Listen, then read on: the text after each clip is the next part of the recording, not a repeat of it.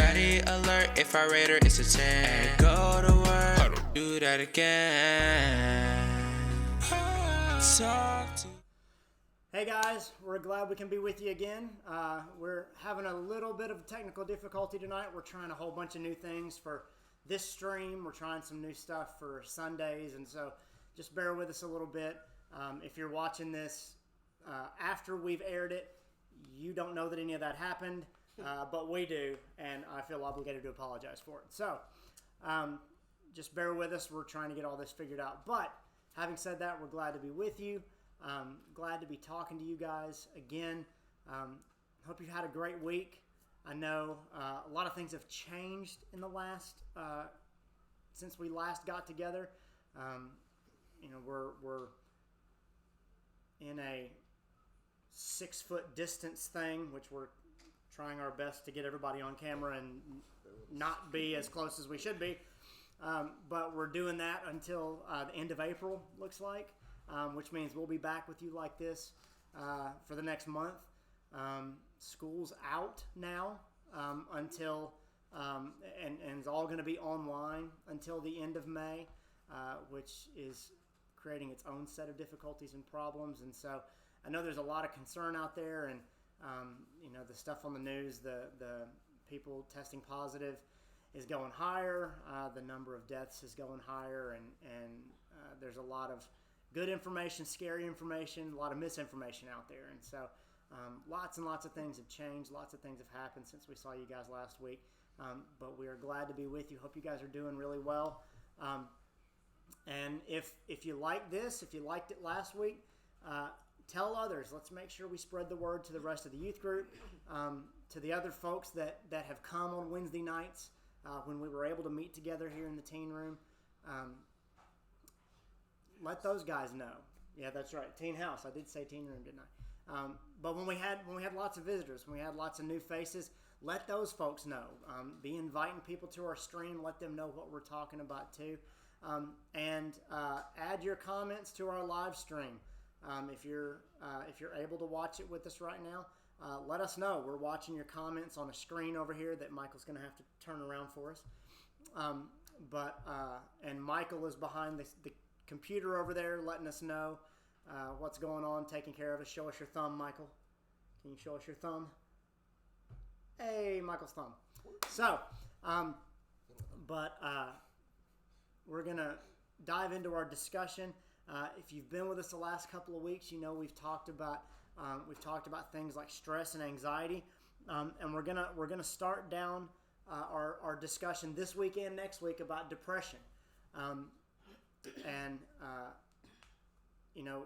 Just to kind of recap, I know we had been discussing, and we're going to have this as a discussion. So some of these things we've talked about ahead of time. Some of them are just going to pop up as we think of them. But when we were talking about things like stress and anxiety, a little bit different than depression, right? So what are some things you remember from our discussion on stress and anxiety?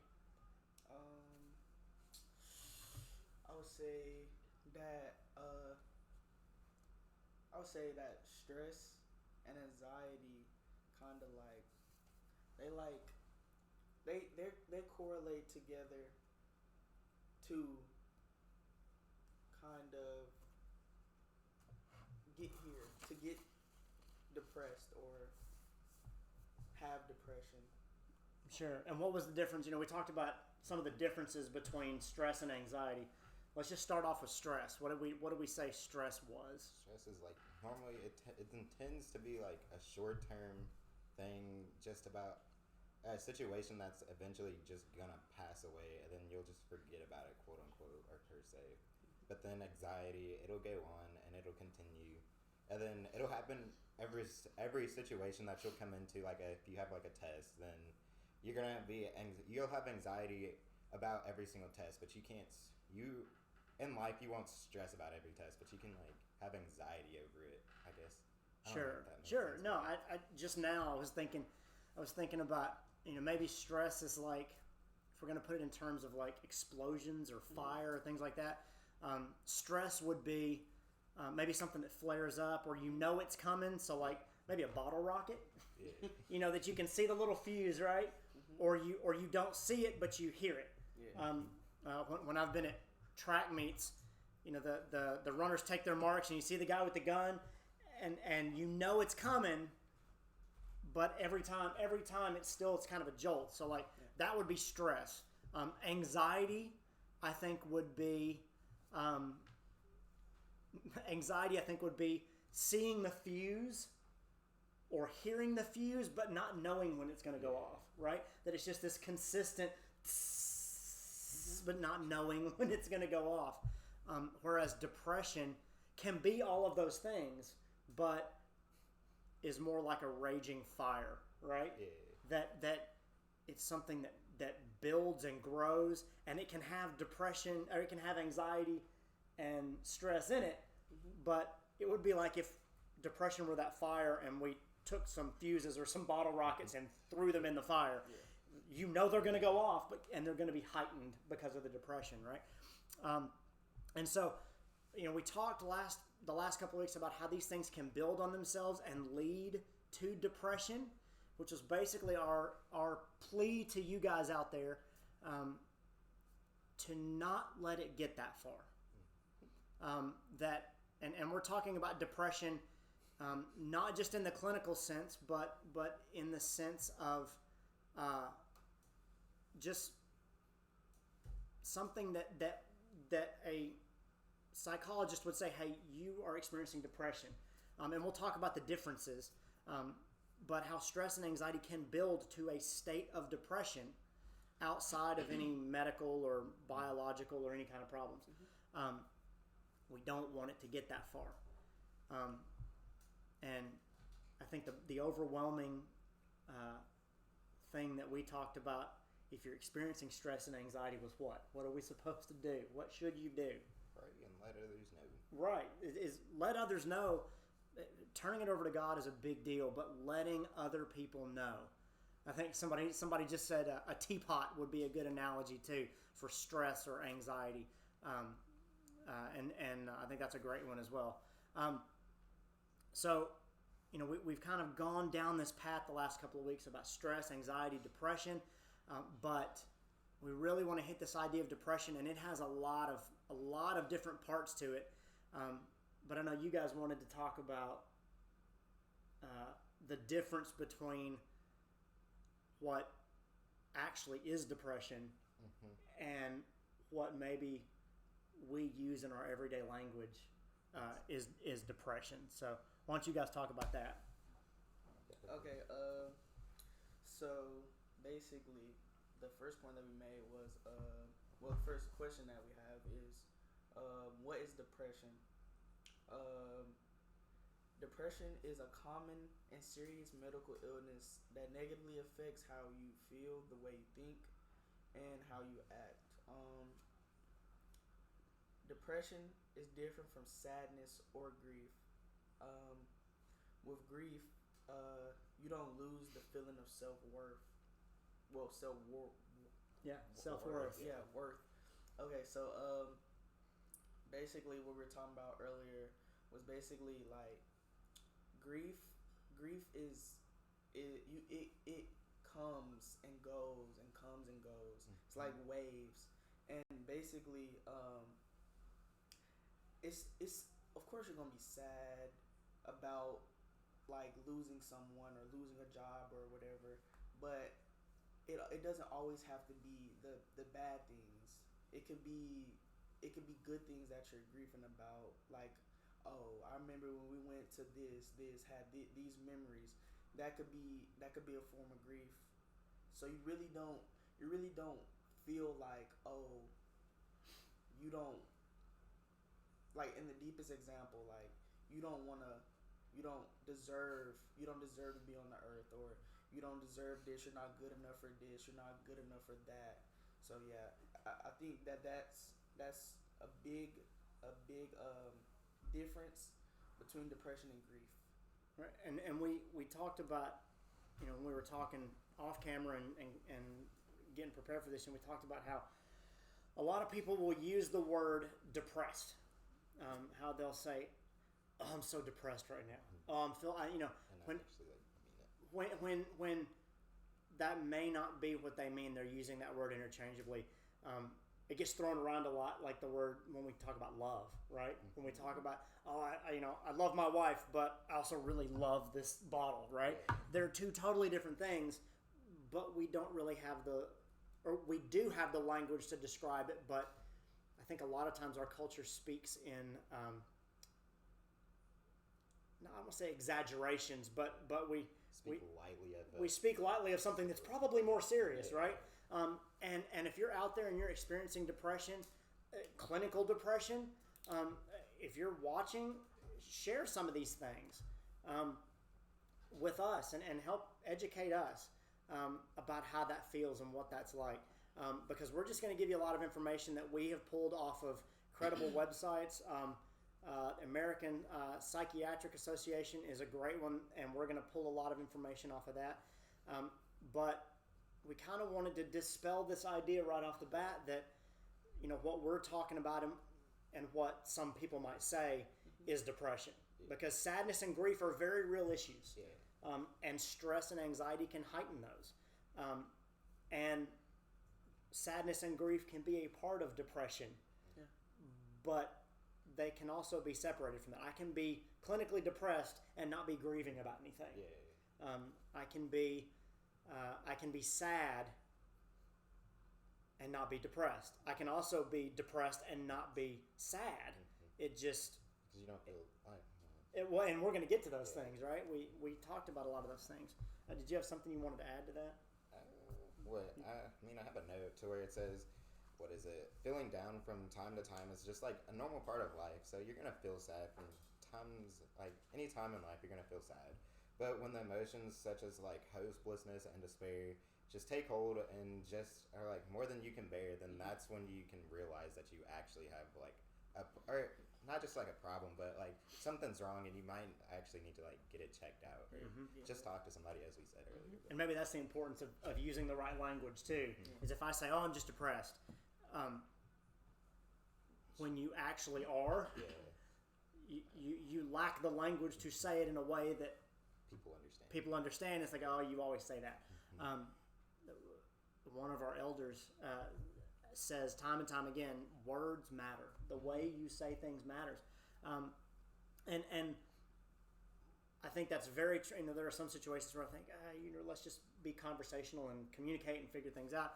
In a lot of aspects, your language matters. I think this is one of them where the way we talk about being sad or those kind of things really matters so that people understand. And if we need help, we're using language that people will take seriously. And maybe that's something on our end that if somebody says I'm depressed, we don't just go, we actually and our actions can educate them to use the correct language. Say, okay, what do you mean by that? Because depression's a really serious thing, and are you just sad, or what's going on? Like let's talk about it, just to make sure they're okay. And I'm sure that there are people out there who struggle with depression and would love for someone to ask them how they're doing, would love for somebody to check on them, would love for somebody to make them feel cared about, because all of those things roll together. I pulled up, and we'll put them up on the screen here, signs of depression. And this is directly from the American Psychiatric Association's website. Feeling sad or having a depressed mood. And it's usually all of these things or a large number of these things. And the website also said that these symptoms have to be consistent for at least 2 weeks for you to be diagnosed. So a doctor will observe you, will watch you, will meet with you, discuss things with you, and say, okay, let's understand where these things are coming from. So feeling sad or having a depressed mood, loss of interest or a loss of pleasure in activities, changes in your appetite, or weight loss or weight gain, sudden weight loss, sudden weight gain that is unexplainable by normal activity, things like that. Changes in appetite. Again, this is one that every 2 weeks, right? If it's you're gaining weight or you're losing weight over a span of 2 weeks, your appetite has gone considerably down, or considerably up. Yeah. Trouble sleeping or sleeping too much, loss of energy or increased fatigue, an increase in purposeless physical activity, hand wringing, pacing, fidgets, picking at yourself, all those kind of things, slow movements, and speech. And this was a specific one that it's observable by others. And this is, I don't mean to make light of it, but I think of Eeyore, his voice, right? How's it going? We have several people logging in and saying hi. Slowed movements and speech. I think Eeyore would be an over-exaggeration of that, but where you can tell that their language has changed, their demeanor, their speech, slowed movement, that they're not acting like they used to. Feeling worthless or guilty, a consistent feeling of that, where you hear people consistently go to that place. Difficulty thinking, concentrating, or making decisions, and then obviously thoughts of death or suicide. Those are symptoms of a possible clinical depression. I mean, have you guys, and I'm not saying, tell me if you've been depressed, but can you think of people that you've been around that have exhibited those things, and how did you interact with that? What did you do? What didn't you do? All right, so I guess I'll start. So Okay.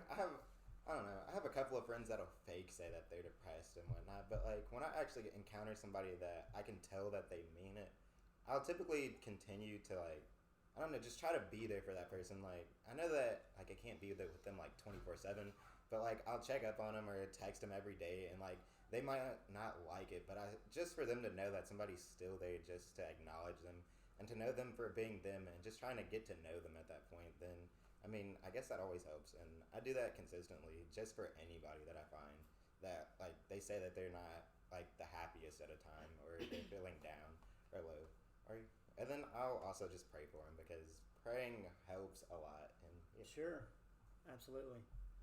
Kind of like Jalen. I have a friend that I played the game with. I've played the game with him since the 8th grade.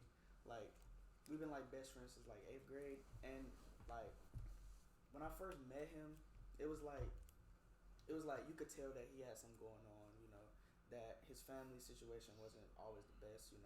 So just started. He started telling me stuff was on the game. We stay on the game till 1-2 o'clock in the morning on weekends and stuff. And, we just started talking, and I started going to his house or whatever, and he was just telling me oh, things aren't good here, blah blah blah. His mom and dad always argue. Sisters always talking about him, about how he hasn't done this or he hasn't done that, and just really gets to him a lot. And 9th grade, he got bullied, so he dropped out of he not dropped out. He got his parents to take him out of high school or whatever to be homeschooled. Right. And ever since then, it kind of got worse, because he continually thinks about the fact that, oh, we're in high school.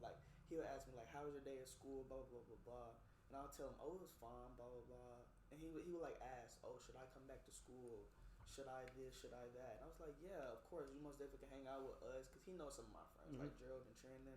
He knows them, and it got to one point where he legit wanted to, yeah. So I would stay up with him all night, get on FaceTime with him until he fall asleep, so he wouldn't hurt himself, because he was it was really bad. It was nothing he could do. He was just really going through it, because his family situation wasn't making it any better.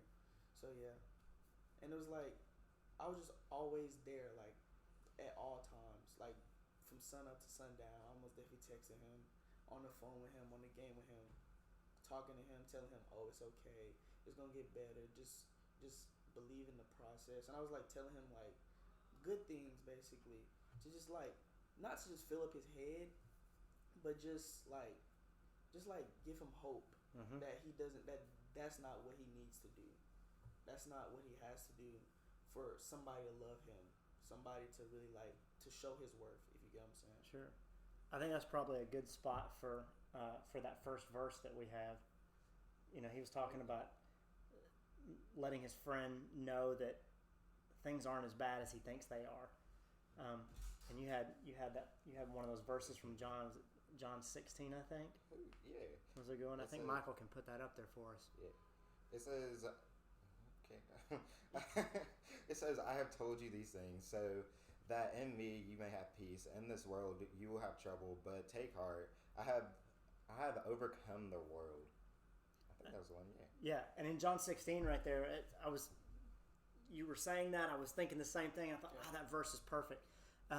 This whole section of Scripture is Jesus is trying his best to tell his apostles that he's going to be leaving. He's trying to explain to them because he knows coming down the road is a situation where, they're going to, if they don't see him be crucified, they're going to hear it.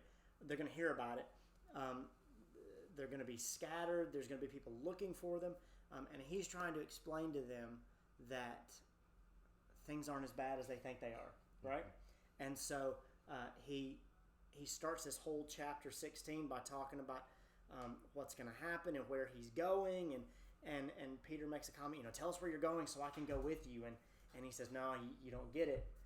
And one of my favorite verses right there is right before the one you just read, is John 16:16, where Jesus is telling his apostles, he says, "In a little while you'll see me no more, and after a little while you'll see me." He's basically saying, look, I'm going away, but keep looking for me. There's something else there. And another way you could say that is, it's not as bad as you think it is. There's something, I've got something else in store for you. And then this verse is take heart. Like anytime you struggle with something, anytime you're worried, understand that if I'm in charge of the world and you believe in me, I can handle this. Yeah. I've got this. And I know in some respects, I think maybe that can help, and we can help each other deal with and we'll call it the depression with a lowercase d, is little situations, but the clinical depression, the big stuff, is something that I think it's definitely okay to get help, to seek help, and we can still do the same things for someone that is clinically depressed that we can for someone who says, "Oh, that might be in a deep sadness, but would say they're depressed." And so, I appreciate what you were saying, and some people echoed it on YouTube here too. Is that just talking to someone, just being there for them, takes care of some of these things. Takes care of feeling worthless. Gets your mind off of some of those thoughts of suicide. Helps with the loss of energy, feeling sad. Like relationship will help with some of that. And then I think too, adding that spiritual component to your life where you say, okay, here's the things I can control, but there's all these things I can't control, right? Then we start diving into anxiety and stress. And we just saw when we were looking at that website that depression, that stress and anxiety can be heightened by clinical depression, that it can be harder to get out of, especially grief, that it just snowballs and it gets bigger and bigger and bigger. But if we have something like God in our lives where God says things to us and proves it, that we can not just have each other to support each other, but also to know, hey, when I can't figure it out, God's got it. And we can be patient and we can do what we can do and let God handle the rest. But let's explain just a little bit. I know, for those of you that have dealt with depression or have gone to a doctor about it, these things already. For those of you that don't, we're going to continue making this distinction between deep sadness and clinical depression. And so factors that will lend themselves to being clinically depressed. Biology, there are things that, you may have a chemical imbalance. You may have, the website said thyroid conditions can lend themselves to that. Other kind of chemical issues. And some of those can be caused by just your like this says genetic makeup. Some of them can be caused by trauma early in your life, and in some extreme cases, there can be biological issues from babies whose mothers were, chemically dependent while they were in the womb. So pregnant women that drank or did drugs, things like that. There are all kinds of studies. I don't know if you guys knew this. There are all kinds of studies where babies can experience trauma in the womb, and it affects their brain development, and that can create biological issues that would lend themselves to causing clinical depression. Genetics, it runs in your DNA. So if your mama had it, and her mama had it, and her daddy had it, you might. And so if you have a history of that in your family, it's okay to go to a doctor and say, hey, I may be experiencing these things. What do I need to do? Personality. Some personalities are not, and like this said, like we looked at up here, feeling sad or having a depressed mood. I think personality right now, and somebody put it up here on our live feed at some point. It said, Jenny said, I know whenever I think about all the people I'm not seeing right now and what I should be doing, I feel very depressed. Right now, there's a lot of people who rely on face-to-face relationships, who rely on hugs and big crowds and all these things. I'm one of those people that this can be a very difficult time. And some people whose personalities are just already gloom and doom, that are already everything's bad, and they worry about everything, this can be even worse because there's a lot of unknowns. Never mind not being able to get toilet paper at the store, not being able to go into a restaurant, not being at your routine being changed. All these different things can affect your person, are things in your that can affect your personality, that can also affect that can also create a depressed mood. And then environmental factors, which is exactly what we're going through now, is not knowing when this is going to end, and even saying this is going to go on for a month. Yeah. Having to change our routines and having to do these things different can put some people into a deep depression. People who are already clinically depressed, or people who are at risk of that. And so there are all kinds of things that we can do, and that these websites would tell us we can do to overcome those things. Anna, read that last verse that you have. We'll put that one up on the screen. That was a good one as well, and we'll get some thoughts on that one. This is just something else that you guys can think about. We wanted to leave you with some verses, just some thoughts to give you some things to talk about, give us some things to talk about, where God's Word is telling us that things are not as bad as we think they are. And that does not in any way diminish clinical depression, medical issues, things that need to be taken care of. But it does hopefully give us a little bit of comfort that we're not in this alone.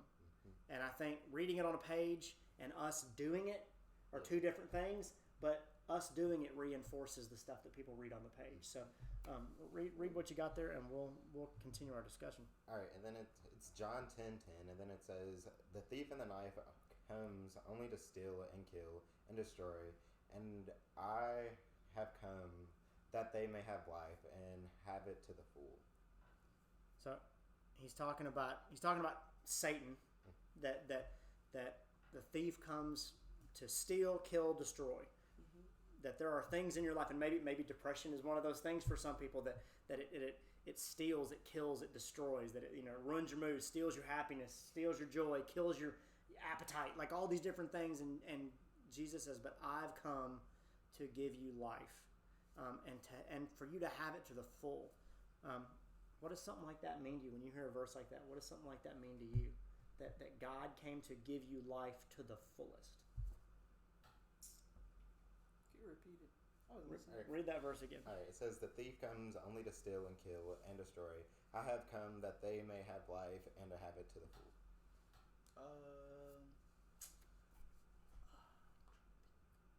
Okay, so kind of like what I said last week about, like, at the ending when I read my verse or whatever, about how it gives basically, like, us going through these problems like stress and anxiety and depression. It like kind of like you was giving the 3 examples, like kill, what was the other? Steal, kill, and destroy. Yeah. Like I said last week, that, you know, when you're going through these things, you know, Satan is always trying to find him a way to get hold of you, to pull you away from, you know, seeing the right thing. So I guess it kind of like correlates to the same thing in a way, but at the end of it, it's basically saying that, you know, that it basically like giving you a heads up, like, oh, he is trying to do this, basically giving you like a survival guide in a way, and letting you know just at the end of the day that, you know, I'm giving you this, so you should just, I don't know. He's giving you an alternative. Yeah, Sure. giving you an alternative. Yeah. That's what I was thinking. So pursue it. Yeah. I'm giving you this. Pursue it. There's a verse in Psalms that says, "Taste and see that the Lord is good." It doesn't say, "Hey, eat the whole meal." Mm-hmm. You know, it says, just taste it. Just take a taste. Yeah, sample it. Go ahead and try it. And I would say to someone who is, and I'm going to ask you guys this question too, is what would you say to somebody that was struggling with this? I would say to someone that is struggling with depression, get help. You're not alone. There are a lot of people that care about you, and sometimes they don't show it like they should. But like that verse says in Psalms, taste and see that the Lord is good. You're trying everything else. Try this too. And try to surround yourself with people and things that will lift your soul up and lift your spirit up. People that will pull you out of bed and say, "Come on, let's go for a hike. Let's go do this. Let's go do that." Make a schedule to try to do those things, especially when in a circumstance like this where we can't get out and do, where people can't just come over. We've got to take a lot of that initiative ourselves, and being in front of a camera and other people being in front of a screen does not make it any easier, but it helps a little bit. So I'd ask you guys, what would you guys say to some of your friends if they were struggling with depression? I'd probably tell them the same thing that. I'd tell them the same thing as you. We need to get you help. But I'd say everything that you just said. But I'd say it with the intent of me including myself in the process of it, so then that they know that I'm there for them, and I'll still walk through the whole situation with them. And yeah, I think that's big. Is walking through the situation with them, because I think The whole time. Sure. I think there are Christians out there that would say, "Oh, well, this issue is bigger than me, so here, go to the doctor." And now you're gone, and now you're gone, and I don't have to deal with it anymore because it's a doctor issue. When we can still come over and check on people, and we can, help, go sit in the waiting room with somebody that feels weird about going to the doctor for something like this. When things are bad, staying with that person. You said when you were talking earlier that about your friend that you would stay on FaceTime with him to make sure he wouldn't hurt himself. And you guys can go. This is a shameless plug, and I'm not getting paid for it at all. But it made me think of there's a song by The Fray called "How to Save a Life," and the whole song is about the guy reading a pamphlet on how to prevent your friend from committing suicide, and it's all these steps on what you need to say and how you need to say it and how you need to do it. But then the chorus of the song is, if I had known that all I had to do was just sit with him, I could have saved his life. Like, that's all it would have taken. I didn't have to go through all these steps and all these procedures. I just had to be there for him. And so many times we say, be Jesus. But saying it and doing it are two totally different things. I don't know if you had anything to add to that too. I basically said everything. Yeah. So in that vein, we're gonna kind of wrap up. I got the TikTok this time. I sent it to you. Okay. I got it this time. I sent it ahead of time. Do I need to play it? Yes, sir. Okay. So we're gonna try to do this. You could play it. You could play it as the prayer, as the closing. Okay. So we'll try to do that. I'll see if I can stream it here. I don't know if the audio is gonna play. Imagine. But send the link to everybody. So what? Does it send the link to everybody? Send the link to everybody. We may have to do that. You guys are going to get my screen up here. Let's see if we can do this. We might not be able to do this. Where did you send it to me? Right there? Yes, sir. Let's see if we can. Hold on a second. I'll tell you what we can do. Hold on. About to send it to the chat. Okay, so here's what we're going to do. We're going to. Can we turn up the audio? I could play it, and you could have a video up there. Or you should have just sent it to the chat so then everybody could watch it. Oh, it's going to do it. It might do it. I think the No. going too long. Okay, so here's how we're going to do this.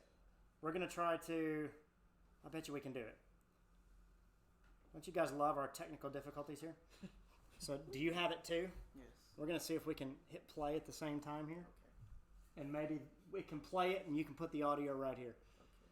Okay. While we're playing around here, thanks guys. We just want to tell you guys, tune in next week.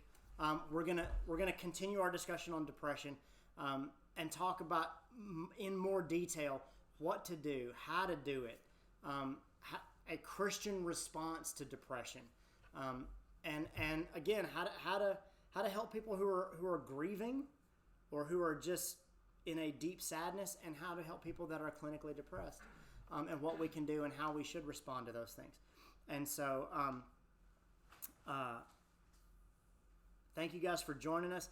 If we can get this thing to work, we'll end on this. If not, I've got a question for you guys. One more thing to say. Oh, yeah. And so we'll do this, and then we'll let you guys say what you got to say. So let's see if we can make this thing work. You ready? 3, 2, 1.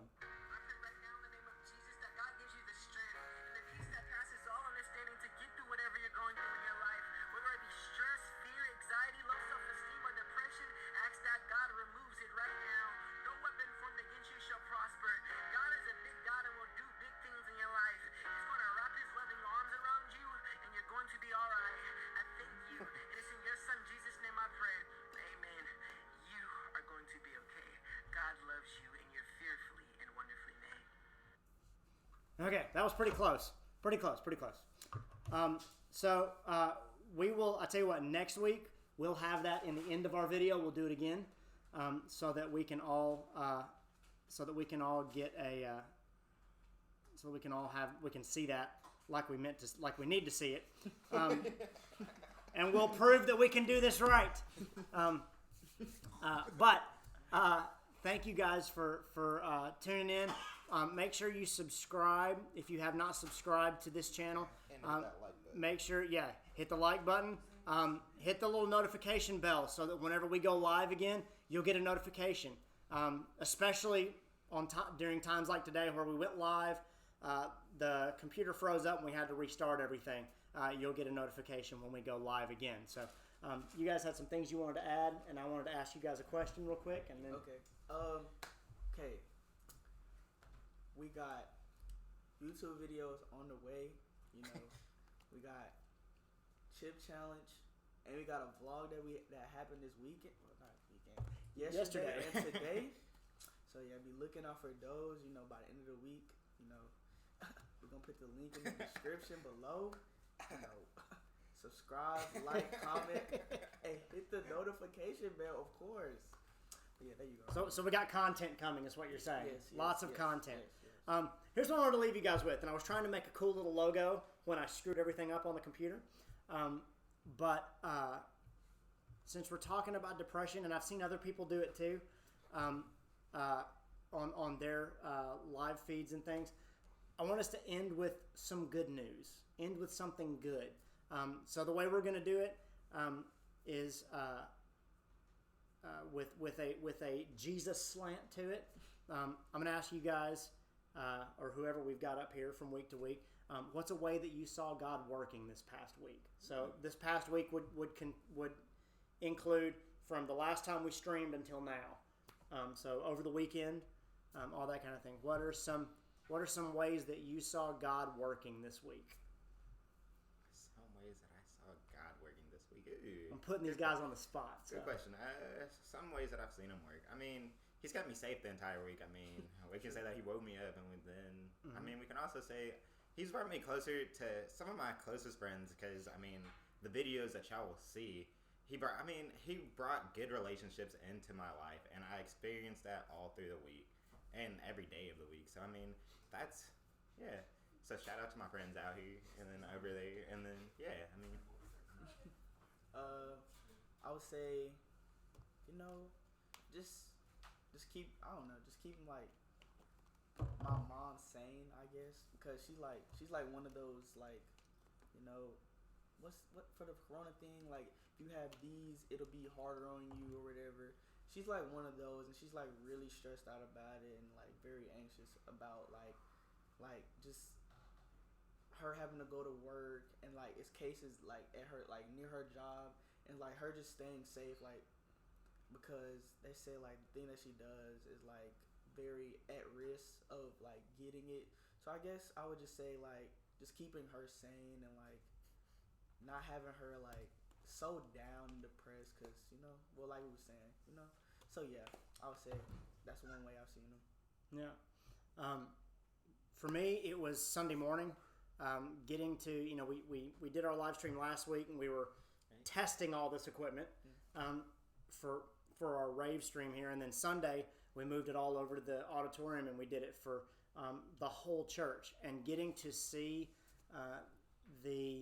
because we did live stream for the whole church the week before, but there wasn't any kind of live chat, there wasn't any kind of thing like that, and getting to see, just like we're seeing it on the screen over here, getting to see people talking, just getting to see names, and even though the conversations have been kind of funny right now, getting to see people talking and interacting, especially the whole congregation.